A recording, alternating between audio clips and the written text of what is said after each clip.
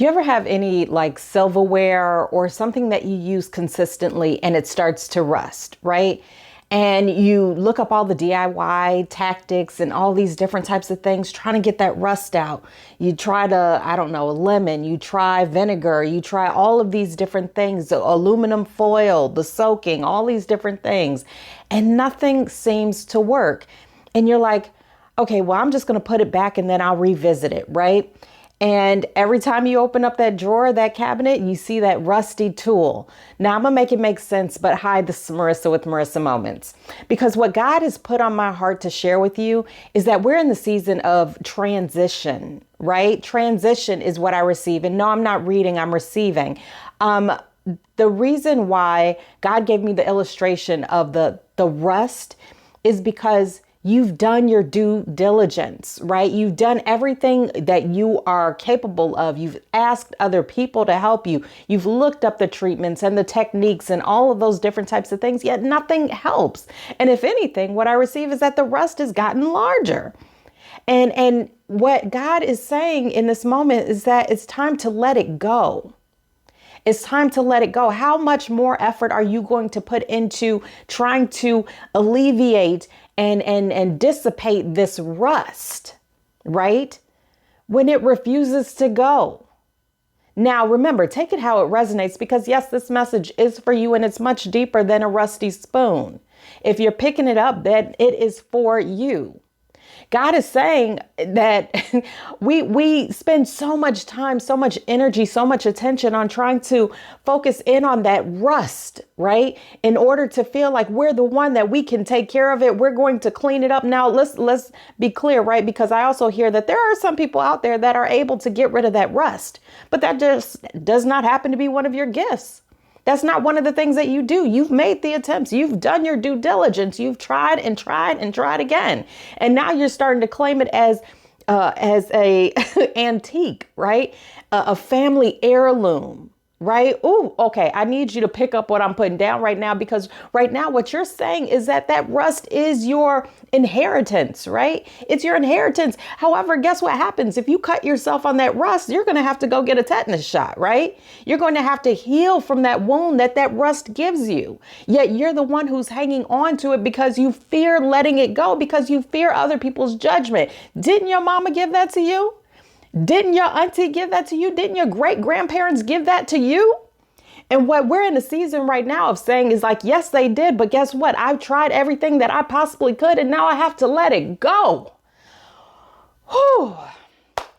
All right, Lord, come through with this message, Lord, because not only do I need to receive it, but you need to receive it as well. Because so many of us have been trained and indoctrinated to say that I must hold on to this rust, when in fact, the rust is just causing a sickness, right?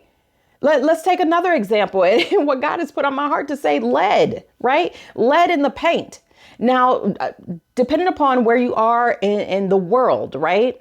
So in the States, there's a lot of places and spaces where they do lead testing for the paint. Now, that's not to say that they've got the whole thing on lock or anything like that, and nothing ever slips through the cracks, because Lord knows, right? However, at this stage of the game in life, medical people have ascertained that having lead in your paint, in your household, can be detrimental to your health, right?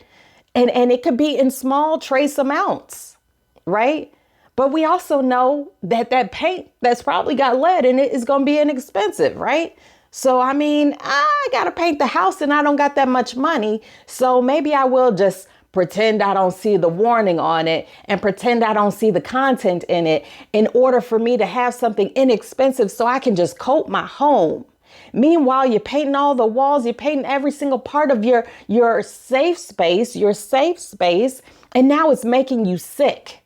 And this is a choice that you made because you needed to save a few dollars. Now, I'm not here to condemn anyone, right? But I am here to remind you of the things that you already know, because maybe you've been put in a position where you feel like you have to choose. And what God is saying is that He's not going to put you in a position where you continue to allow yourself to become sicker and sicker and sicker.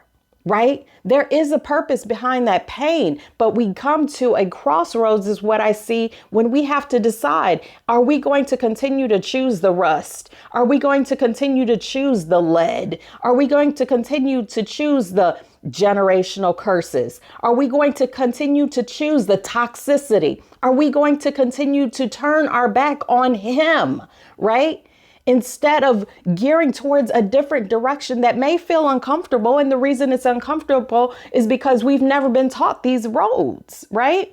It's like seeing a whole new back road. Have you ever discovered a path, a shortcut to some place that you constantly go to and you're like, hey, what's this road?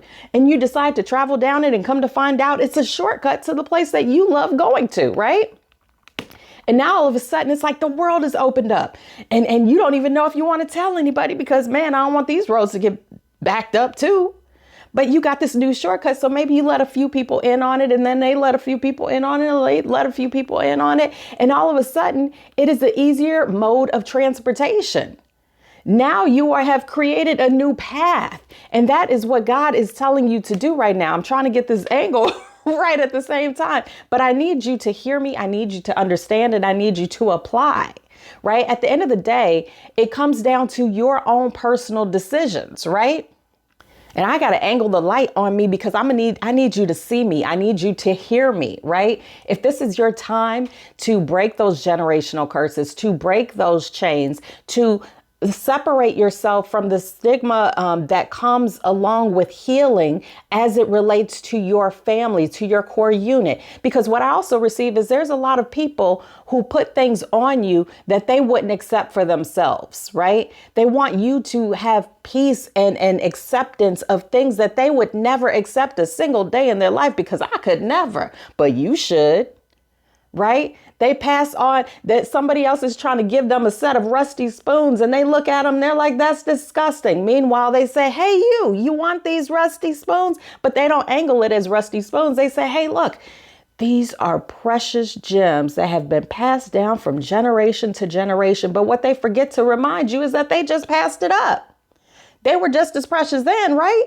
But they weren't sufficient for them because they know that that was not healthy for them. So instead, they pass it forward to you and it's up to you to determine what you will do with it. Are you going to keep it and you're going to be obedient to the false obligations that come along with them that say you have to hold on to these things in order to be successful, in order to be the gem of everyone's eye? And those are the same people who passed it up.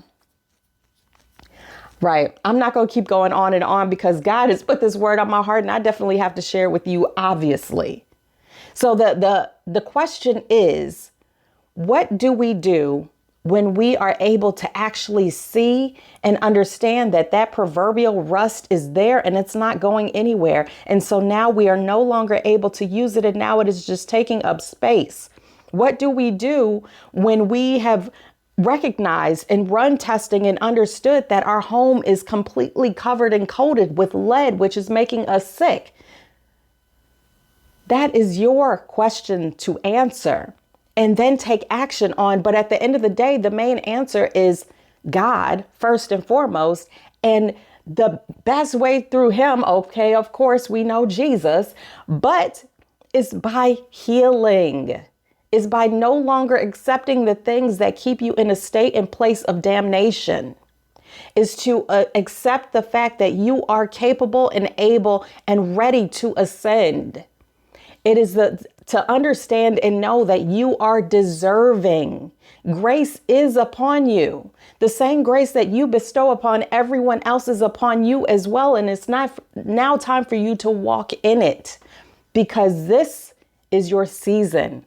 And this is a season of revelation, of understanding, of clarity, of ascension and growth. So now is time to walk in it like you own it is what I hear. So that's it. Thank you so much for watching Apples and Tomatoes, all the things, and bye.